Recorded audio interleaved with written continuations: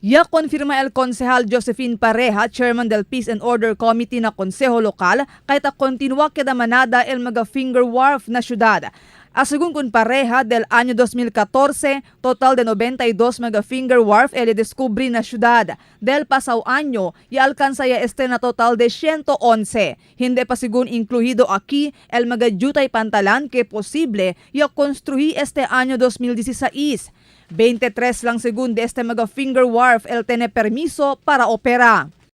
So baka ngayon, 2016, baka 150 na yan. So we will check. Mediante con este habla si Pareja kay nuway ningunos del mga ahensya o maski el gobyerno lokal el tiene poder para mandabungka con este mga illegal finger wharf. Maski sigun mismo akal mga ahensya que dale permiso con este mga pantalan para opera, igual el DENR y Philippine Ports Authority, nuway tambien poder para mandabungka con el mga illegal finger wharf. DNR. So sabi nga namin sa DNR, kayo ang nag-i-issue ng posture list, no? Agreement, yung FLA. Sana sila rin ang may right na yung mga walang application ng posture list ay gibain yung mga nasa mga illegally constructed na mga wharf. Ngayon wala silang right. Ngayon wala silang right. Walang right ang PPA, walang right ang DNR. Sila yung nagsasabi, no, kaya nga kami worried kami. Kung walang power, then we'll make an ordinance na ASEAN opisina and this office will be the one to take a look lahat ng anong meron dyan sa dagat, sa tabing, sa shoreline natin.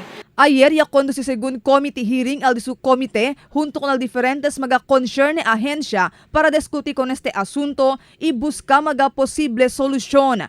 Asugun kun Pareja ya konforma el grupo para descansa anay el aprobada del mga aplikasyon para opera pantalan. Immediately, ang committee nagpasa ng resolution na kung meron pa mang papasok na application, stop muna by this time ang application for foreshore lease. Kasi ang PPA hindi sila mag-i-issue ng permit not unless merong foreshore lease agreement. So kung wala yun, hindi rin nila aprobahan.